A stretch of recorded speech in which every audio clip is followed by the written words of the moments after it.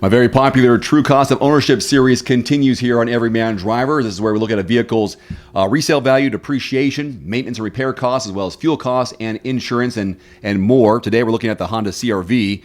This will depreciate, this vehicle, 39% after 5 years, with a 5-year resale value of almost $22,000.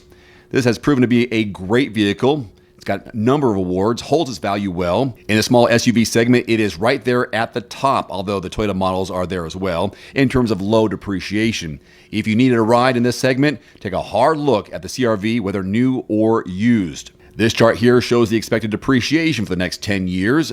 These results are for vehicles in good condition, averaging 12,000 miles per year, also assuming a selling price of $35,600 when new. So you're deciding between new and used. Either way, it should be a good deal. If you purchase a used CR-V that's 2 years old, then you could save $9,500 compared to buying new and still have a relatively new model with plenty of useful life remaining. If you plan on keeping your CR-V for 3 years, then your total cost of depreciation would be just $4,200. So what's the best model year to buy a CR-V? 2020 as of right now in terms of the best model year value.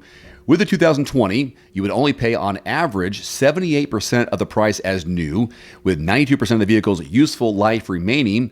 The 2019 and 18 model years also very attractive and provide a relatively good value. Values based on multiple factors, including its price as new, current price, maintenance costs, and remaining years of overall predictable expenses. Car insurance on a CR-V is very reasonable, only $1,300 and change per year, which adds up to less than $7,000 after 5 years of ownership. These insurance costs are estimates based on national averages for a 40-year-old with full coverage, a good driving record, and good credit. Maintenance and repair costs are also fairly low, less than $2,000 after 5 years. Expenses include scheduled maintenance, normal wear and tear items, and expected repairs. These estimates exclude any free warranty work that's performed. If you're looking to finance a CR-V, here you go, about $4,000 after 5 years, assuming a 72-month loan with an APR of 4.75% and a 20% down payment, although a lot of people will get a better deal than that. Fuel economy is also excellent in a CR-V. It averages 32 miles per gallon, which will cost a total of around $5,500 in fuel for 5 years, or about $1,100 annually. And these estimates are based on recently collected national averages for fuel prices, assuming 12,000 miles driven every year, 55% in the city, 45% on the highway. A Honda CR-V is a no-brainer in anyone's estimations. If you are looking for new or used, check out quotes.everymandriver.com to find the best deals and free quotes in your zip code from qualified dealerships. That's quotes.everymandriver.com. It's free. Check it out. Here is your ever-shrinking list of manual transmissions available in America for 2022. It gets smaller every year. These are trucks, cars, and crossovers. Let's begin. BMW M3 and M4, Cadillac CT4 and 5V Blackwing, the Camaro and Spark are on there, the Challenger, Ford Mustang, as well as the Bronco. Got a couple of Civics on here, an SI and hatchback, the Veloster N, Elantra N from Hyundai. The Gladiator has a stick, so does the Wrangler, of course. The Kia Forte GT manual, Mini Cooper hardtop and convertible, the Mitsubishi Mirage, as if you'd buy one. There's also the Mirage G4, again, if you're desperate. Nissan Z, Versa, the Porsche 718, 911, a couple of Subarus on here, love that. BRZ, Crosstrek, Impreza, WRX, a couple of Toyotas as well, the Corolla and hatchback, and Tacoma. So Corolla and Corolla hatchback and Tacoma. And then Volkswagen offers the Golf GTI, and the Jetta. That is your list, the only list in America where you'll find vehicles available with a manual transmission. So hang on to it if you have one, because you won't find many more as each year the list gets smaller and smaller. So these are the top 5 most expensive car parts and problems to repair on your vehicle. Number 5, suspension problems. Your suspension system includes your tires, springs, and shock absorbers. It's designed to help you provide a smooth and safe ride on the road. If your suspension does go out, driving could become a safety hazard. Additionally, broken suspension could easily damage other parts of your cars. Suspension repair costs often come in around $1,500 or more. In some cases, you may only need to replace some small parts of the suspension, which could cost between $200 and $500. For more serious problems, you could easily see a price tag in the thousands. Number 4, airbag replacement. This can be a major financial hit since most car crashes require additional repair work outside of just replacing the airbags. For most cars, the airbag replacement cost is around $1,000 per airbag. If multiple airbags go off, that number could go up pretty fast. Number 3, transmission failure. The transmission transmits power from your engine to your drive shaft, making it a vital component in your vehicle. If it goes out, your car can't drive. Unfortunately, this important component comes with a hefty cost, as they all do.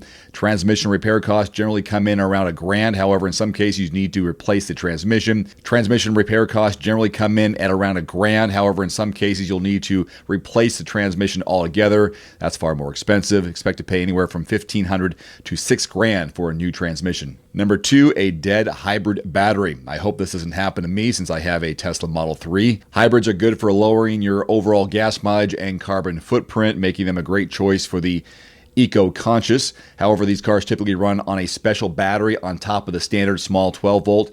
If a hybrid battery goes out, you have an expensive problem on your hands. Most hybrid batteries are expected to last between 8 and 10 years. A new hybrid battery costs upwards of $6,000. And by far, the number one most expensive thing is engine failure. It is by far the most important component of your car. If it goes out, you may as well not even have a car. That's why engine maintenance is so important. A well-maintained engine can last you close to 200,000 miles. However, if something does go wrong or you fail to take care of it, we all do that every once in a while, it will cost you an arm and a leg. A new engine will cost you between $4,000 and $8,000 on average. This kind of cost may force you to decide whether you're still interested in keeping that car or whether it's time to junk it altogether. As a good follow-up here, when is a good time to sell your damaged vehicle if it gets to that point? Well, a good rule of thumb on when to sell, if the cost of repairing your car is 50% or more of your car's value, it might be time to put it on the market. Of course, you have to factor in other considerations as well, including how long will it take to repair your vehicle, how long can I go without a vehicle, and will I have to pay for a rental while I wait? If you happen to be in the market for a new vehicle, car or truck or SUV, and you want to get the best deals and quotes in your zip code, check out quotes.everymandriver.com. It's a free shopping tool. You type in the make, model, and your zip code, and qualified dealers will pop up on the right side of your screen. Just choose which ones you want to work with, and then you are on your way to getting a great quote in your area. If you don't find what you're looking for, if dealers don't pop up, just expand your zip code. It's a free service at quotes.everymandriver.com. Odds are your vehicle has a 1% chance of reaching 200,000 miles. Is that disturbing? Does that bother you? If you can get that many miles out of your car, that's a pretty good investment, don't you think? Here are the longest lasting cars to reach 200,000 miles. Maybe yours is on the list. So my friends over at iSeeCars.com did a study and sent it to me this morning, trying to figure out which cars last the longest, which cars best demonstrate longevity and reliability for their drivers. So they analyzed more than or nearly 12 million cars to determine which vehicles are most likely to reach that 200,000 mile mark and beyond. Here are the key findings they discovered. Truck-based SUVs represent the majority of this list that you see here. Toyota has accounted for 6 of the top 10 vehicles, with Land Cruiser and Sequoia dominating the competition. 6th-ranked Avalon is the only sedan to make the list. 8th-ranked Highlander Hybrid is the only crossover on this list. In addition to the overall longest-lasting list, they have a comprehensive study that also examined longest-lasting pickup trucks, analysis by brand, and much more. Once you have a chance to review this, you can see the link below and see if some of these vehicles are something you want to look into in the near future. I guess I'm not surprised to see Land Cruiser and Sequoia and even the Suburban and maybe even the Expedition at the top of the list. Really happy to see the 4Runner because I used to own a 4Runner. The reason why I think these vehicles are on the list is because they're large family haulers, and people who make that kind of investment and have a lot of people to carry around want to keep those vehicles as long as possible. My question to you is, how many miles do you have on your vehicle, and what vehicle do you drive that has that many miles? Is it on this list? Should it be on this list? Leave it in the comment section below and do some bragging about how many miles you've put on your car. If you have a Land Cruiser, I'm not surprised. But if you have a Toyota Prius, I'm a little bit surprised, in a way. Anyhow, that's it for today. You can find a link to this full study in the description below from iSeeCars.com. See you next time. Adios. Thanks for watching. Please click subscribe and give us a thumbs up. See you next time.